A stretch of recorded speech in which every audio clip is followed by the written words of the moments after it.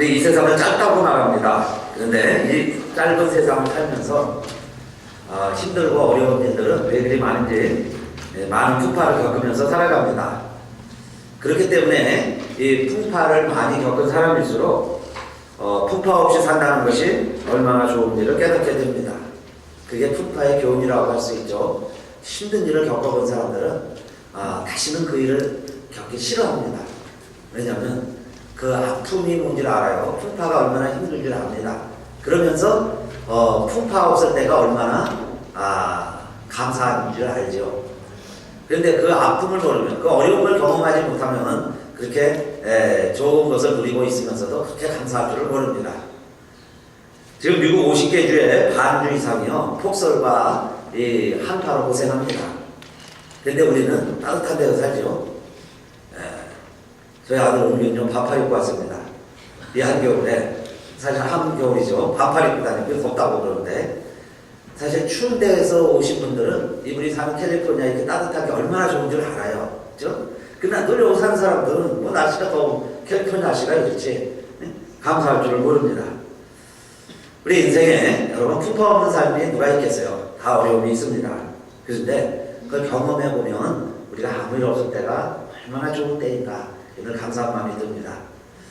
에머전시에도 갔다 오면요 평소에 우리가 건강한 게 얼마나 소중한지 압니다.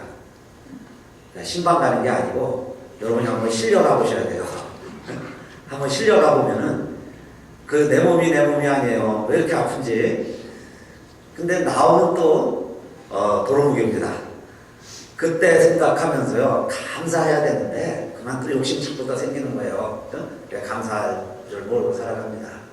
사업하시다가 어려움 당한 분들 정말 부도도 경험해 보시고요. 뱅크럽시 해본 분들은 알죠.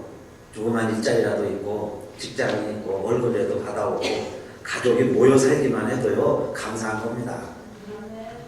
도망가고 가족이 흩어지고 그렇게 살던 때도 있어요. 그러니까 그걸 또 경험하기가 싫죠. 그러니까 지금 그렇지 않은 게 감사하게 되는 겁니다. 가정도 그래요. 가정에 아픔이 있습니다. 그런데요 경험해 보면 그 가족이 얼마나 소중한지 알아요. 사회건 어디건 여러분 버림받아 오셨습니까? 정말 사람이 이렇게 많은데 나 아는 사람이 없어요. 또 교회가 그렇게 많은데 갈 교회가 없습니다.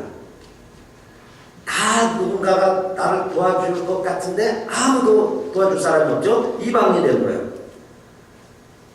특히요 추운 때, 추운 겨울에 그걸 겪으면요 왜 이렇게 더 추운지 몰라요. 아무 데도 갈 데가 없어요. 그래서 괜히 쇼핑센터 갑니다. 대형 쇼핑센터. 살 것도 없지만 추우니까 거기에도 가보는 거예요. 돌아다녀 보지만 다 이방인입니다. 나에게 정말 도움을 줄 사람이 아무도 없을 것 같이 그렇게 여길 때가 있습니다. 눈물에 빵을 먹어보지 못한 사람은 정말 인생을 모른다고 했어요. 여러분요 서름이 복받쳐서 막 눈물이 나오는데 그래도요 밥을 물에는 말아서 잡숴보십시오. 서로 막 복받쳐갖고 눈물이 나오는데 눈물이 섞여가지고 그래도요 살기 위해서 살아보겠다고 그 밥을 먹으면서 견뎌낼 때가 있습니다. 먹어야 사니까. 그렇죠? 그러면 눈물 섞인 밥을 먹는 거예요. 그런 서러움, 아픔, 정말 외로움, 육신의 고통까지 견뎌보면, 그죠? 그런 것을 경험해보면 우리가요 내 밥이라고 찬밥만 있어도 행복합니다. 감사가 되는 거예요. 그걸 경험해본 우리들입니다. 우리들요 다 미국 가서 살면서 고생 안 해본 분 어디 있어요? 미국 가가지고 온갖 시련 경험 풍파 다 겪어봤습니다. 그렇기 때문에 지금 이만큼 사는 것 여러분 누구보다도 우리 감사하면서 기뻐하면서 그렇게 살게 되시기를 바라겠습니다. 예수 믿어도 풍파는 있는 거예요. 예수 믿으면 풍파가 그 즉시로 그치는 게 아닙니다. 그러니까 예수님과 함께 풍파를 겪는 거예요. 오늘 본문에도 예수님이 타신 배인데 광풍이 일어났다고 그랬어요. 광풍은요 미친 바람입니다. 바람이 부는데 미친 바람이 얼마나 바람이 심하게 불었는지 그 물결이 배에 들어오는 거예요. 그래서 배가 파선하게 이르렀습니다. 그러니까 제자들이 예수님을 깨웠어요. 우리가 죽게 된 것을 왜 돌아보지 않습니까? 예수님 깨어나보니까 풍랑이 막 있는데 이 풍랑에 우리가 죽을 사람들은 아니에요. 그런데 제자들이 무서워하는데 보니까 정말 공포에 질려 있어요. 죽을 것 같은 두려움을 느끼고 있습니다. 그래서 하신 말씀이 너희가 어찌 믿음이 없느냐 그러셨어요. 어찌 믿음이 없느냐. 오늘 우리들에게도 오늘 제목이 어찌 믿음이 없느냐예요. 어찌 믿음이 없느냐. 왜 우리가 믿음이 없냐 이 말이에요. 근데 그 믿음이 뭘까요? 풍랑이니까 두려운데 물이 배에 가득했다고 그랬어요. 이게 빠지면 죽는데 그러니까 두려워하는데 왜 예수님은 믿음이 없냐고 그러셨느냐. 또 이 말씀이 얼마나 중요하냐면 마태, 마가, 누가 세 복음에 다 있습니다. 그중에 마가복음이 제일 길어요. 그래서 오늘 본문을 마가복음을 택했어요. 자세히 기록을 해놨습니다. 그러니까 오늘 우리에게 주는 말씀이죠. 풍랑 많은 이 세상 인생이 바다라면 우리에게 오는 환난은 광풍입니다. 때로는 미친 바람 같아요. 이것 때문에 내가 죽을 것 같은, 외로울 것 같은 힘든 고통을 느끼게 하는 바람이 불어올 때가 있다 이겁니다. 이럴 때 주님은 우리에게 다른 것 꾸짖지 않으셨어요. 너희에게 어찌 믿음이 없느냐. 믿음이 있느냐 이 말이에요. 그럼 오늘 우리에게도 점검을 해봐야 되는데 이런 믿음이 있냐 이겁니다. 여러분 첫 번째는 광풍을 두려워하지 마시고 내 안에 예수가 있는가. 여러분 내 안에 그리스도의 영이 있는가. 내가 정말 예수 믿는 사람인가? 나는 하나님의 자녀인가? 그것을 점검하시고 내 안에 예수가 계신 것을 믿게 되시기 바랍니다.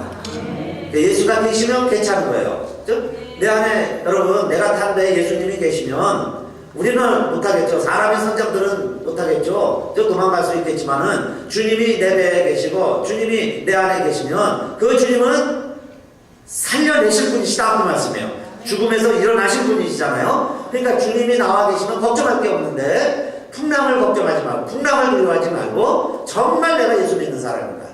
내 안에 예수가 있는가. 정말 그 지경이 와도 내가 두려워하지 않냐고 주님 의지할 수 있는가. 우리 평상시에 보통 때에 평안하실 때에 여러분 그런 상황을 한번 상상해 보시고 가정하시고 내가 정말 그 상황이 와도 나는 주님 한 분만으로 감사하고 만족하고 두려워하지 않냐고 기뻐하리라. 그런 믿음이 있게 되시기를 축원합니다. 예수 믿는 사람에게도 풍랑이 온다고 그랬죠. 예수님이 타신 배에도 풍랑이 왔으니까 광풍이 왔으니까 오히려요 예수 믿으면 어떤 사람들은 그 즉시로 광풍이 잔잔해지리라. 예수 믿으면 환난이 없을 것이야 이렇게 생각하고 실족할 수가 있어요. 그런데 예수 믿어도 광풍이 오고 심지어는 오히려 무릇 그리스도 예수 안에서 경건하게 살고자 하는 자는 반드시 무엇도 각오해야 될까요? 핍박도 있어요. 핍박은 더 미친 바람입니다. 멀쩡한데 내가 고난당하니 더 광풍 아니겠어요? 잘못한 사람에게 오는 채찍이야. 그건 자기가 한 일이니까 받아야죠. 감수해야죠. 믿음으로 사는데 시련이 온다는 건 광풍이에요. 그래도 견딜 각오가 돼 있어야 된다. 그 이야기입니다. 그리고 광풍이 오면 여러분요. 야 내가 그래도 경건하게 사는 사람에게 속하는가 보다. 그런 사람에게 바람이 불죠. 그런 사람에게 핍박이 오죠. 세상 반 주님 반 그죠? 물에 탄듯 술에 뜰탄듯 그렇게 하면요 세상 사람들이 핍박 안 해요. 세상 사람들이 환영하고 좋아하죠. 웰컴 웰컴. 그런데 믿음으로만 살아보려고 그러면 세상에서 핍박도 받는데 그 이야기예요. 그러니까 의롭게 살다가 환난도 온다는데 예수 믿으면 핍박도 있다는데 그러나 예수 믿는 사람들은 어떤 핍박이에요? 광풍 가운데서도 주님처럼 주무실 수 있는 평안을 하나님이 우리에게 주시는 거 믿으시기를 바라겠습니다. 그래서 견딜만한 거죠. 두려워만 하지 않으면 이길 수 있는 거예요. 그래서 이런 환난이 와도 자 먼저 첫째는 내 안에 정말 주님이 계신가? 내가 탄 배에 주님이 있는가? 주님이 나와 함께 하십니까? 이것을 먼저 우리가 생각해 봐야 되겠어요. 그 다음에 우리는 그 강풍과 시련이 너무 크면 주님은 계시는데 주님은 계신 것 같은데 주님이 나와는 또 상관이 없다고 생각을 합니다. 그렇죠? 그러나 주님은 어떤 분이세요? 내가 주님을 깨워드리니까 주님은 광풍을 꾸짖으시고 바다를 잠잠케 해주셨어요. 우리를 어떻게 해주실 분이냐? 돌보아 주시는 분이시다. 우리를 건져주시는 분이시다. 내가 이것을 믿느냐? 그 믿음이 너에게 있냐? 그 말씀이세요. 내가 너와 함께 하는데 내가 너의 주인데 너가 나를 모두 주님이라고 부르지 않느냐? 그러면 내가 너를 돌보아 줄 거라고 믿느냐? 그 이야기예요. 이 풍랑보다 내가 더 힘이 있는 줄 너 믿니? 그 이야기죠. 너 나를 깨워서라도 나에게 도와달라고 하고 내가 너 도와줄 수 있다고 너는 나를 믿느냐? 그 믿음이 있느냐? 이야기해요. 여러분 믿습니다. 주님이 우리 돌보아 주시는 걸 믿으시기 바라겠습니다. 어디서든 주님은요 도와주실 거예요. 바다 끝에 가도 계세요. 하늘 끝에 가도 계세요. 저 땅 끝에 가도 주님 계세요. 그 주님이 나를 돌보아 주신다는 겁니다. 그래서 하나님은 나의 피난처시라고 했죠. 힘이시고 환난 중에 만날 큰 도움이시라고 했어요. 그래서 우리는 두려워 아니하리로다 그랬습니다. 그런데 그 하나님이 우리를 언제 도우시느냐? 10편 46편 5절 하나님이 그 성 중에 거하시매 성이 요동치 아니할 것이라 새벽에 하나님이 도우시리라. 그런데 하나님이 초저녁에 도와주시면 얼마나 좋을까요? 풍랑이 일자마자 스탑 하시면 얼마나 좋을까요? 견딜 거 다 견디고 멀미할 거 다 하고 속에 있는 거 다 나오죠? 멀미하면서 나중에 살아보겠다고요? 배 안에 있는 물건 다 내버립니다. 배에 있는 물건 다 포기하고 그러고 나니 이제는 살 기력도 없어요. 희망도 없는데 그때 새벽에 동포 오는 거예요. 새벽이 오는 거예요. 그런데 그 새벽에 하나님이 도와주신다는 거예요. 그러니까 사랑하는 성도님들 힘드시고 시련이 오고 핍박이 올지라도 우리는 어떻게 하면 될까요? 긴 밤 지새우고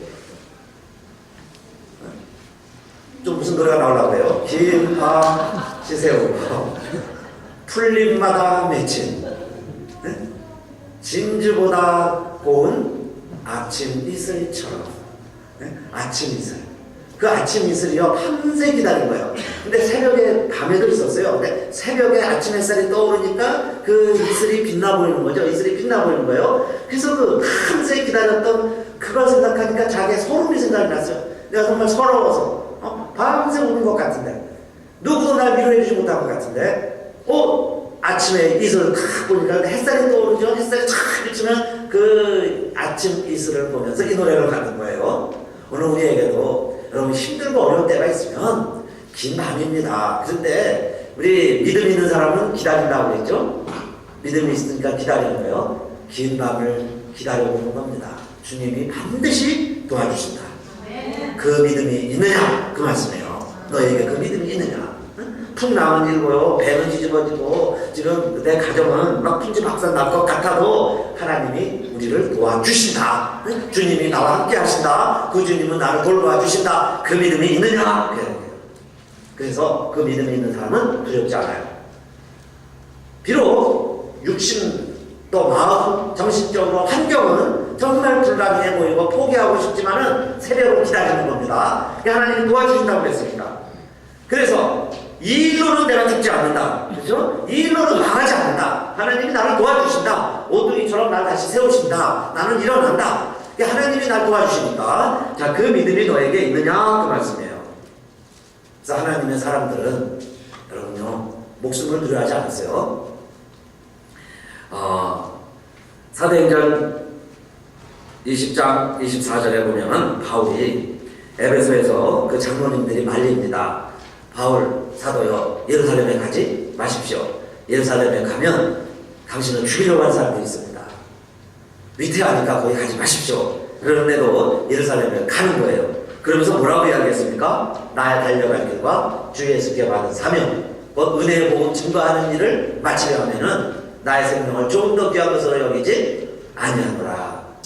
그러니까 목숨이 더 중요한 거예요? 사명감이 더 중요한 거예요? 사명감이 더 중요하니까 나는 두려워하지 않고 가겠습니다 그랬어요. 그런데 하나님은 바울의 생명을 지켜주시는 겁니다. 그 주의 일을 하라고 그 사명 감당하라고 생명을 지켜주셨어요. 결국은 여러분들 죄수가 돼가지고 로마에 끌려갑니다. 백부장의 진두지휘에서 배 태우고 죄수 276명을 태우고 가요. 근데 유라굴라예요. 그때도 또 강풍이 일어났어요. 바다를 내가 그랬죠. 갑자기 강풍이 일어납니다. 그런데 내가 책임자라고 생각해 보세요. 죄수 270명을 지금 끌고 가는데 만약에 배가 파손이 돼서 죄수들이 도망갔다 그러면 내가 책임자인데 어떻게 책임을 감당하겠어요? 그러니까 이 보통 백부장이 어떤 생각을 많이 하냐면 죽이는 게 나아요. 다 죽이면 죄수나 노예들은요 죽여도 별 책임이 없어요. 근데 오히려 사명 감당하기 위해서 이들 도망갈 것 같아서 내가 풍랑 만나서 죽였습니다. 그러면 아마 표창도 받으려는지 몰라요. 자기 책임을 면할 수 있습니다. 그런데 이 사람들 살려뒀다가 제가 도망가면 제가 책임을 져야 되잖아요. 그러니까 백부장이 죽이려고 그럽니다. 다 죽이려고 해요. 그럼 바울도 죽는 거죠. 그런데 그때도 이 바울이 하는 이야기 보세요. 우리가 이 풍랑으로 인해서 한 사람도 안 죽습니다. 내가 어제 하나님 말씀을 들었는데 나를 저 로마에 가라고 했기 때문에 로마에 가서 말씀을 전하라고 했기 때문에 나는 그렇게 말씀하신 하나님의 말씀대로 그대로 드리라고 나는 믿습니다. 그렇게 하신 하나님을 나는 믿습니다. 그랬어요. 그러니까 두려워하지 마십시오. 우리 하나도 도망 안 갈 겁니다. 그래서요 결국에는 다 무사히 도착하죠. 그런데 뭐만 잃어버렸어요? 물건만 잃어버리고 배는 파손당할 겁니다. 그 배는 잃어버렸어요. 그러나 하나도 생명은 손상당하지 아니했다 그 이야기입니다. 오늘 저와 여러분들요 지금 살아서 여기 와 있습니다. 비록 실패하고 왔을 수 있어요. 병들어서 왔을 수 있어요. 환난 가운데 막 왔을 수도 있습니다. 그러나 하나님이 우리를 살려주셨어요. 살려주셨으니까 여기 와 있잖아요. 그러니 우리 생명에는 아무 지장이 없다고 이야기해요. 그러면 이제부터 우리는 사나 죽으나 누의 것이라는 거예요. 주의 것이다. 사나 죽으나 주의 것이다. 살아있다면 주를 위해 찾아. 그리고 앞으로도 주의 날이 그러는데 여러 가지 두려움이 오거든 걱정하지 마시고 두려워하지 말고 하나님의 감당하게 되시기를 바라겠습니다. 그 믿음이 있느냐 그 말씀이에요. 그런 믿음이 있느냐. 여러분 엊그제 금요일날 신문에서 그런 기사 보셨을 겁니다. 샌프란시스코에서 그 은행가 다운타운인데 11층짜리 은행 빌딩 유리창을 닦으려고 인부가 올라가서 일을 하는데 그 물건을 나르다가 어떻게 했는지 실족을 해서 11층에서 떨어졌어요. 그러면요 즉사지고 11층인데 근데 마침 캠리 자동차가 지나가는데 그 지붕에 떨어졌어요. 그래서 한번 바우즈를 하고 길바닥에 떨어졌습니다. 그런데 중상을 입긴 했지만 생명에는 지장이 없다는 거예요. 그리고 그 운전사는 어떻게 됐을까? 거기 탄 사람들은 어떻게 걱정이 되죠? 근데 그 신문에 보니까 운전사랑 탄 사람도요 아무 상해를 받지 않았다는 거예요. 근데요 그 기사를 읽는데 얼마나 막 신납니까? 그래서 제가 읽다가 박수를 치면서 봤습니다. 이야 멋지다. 저도 캠리를 타고 다니는데 이야 캠리 대단하다. 장하다. 그런 생각이 들었습니다. 한 사람이요 11층에서 떨어지면 어떻게 됩니까?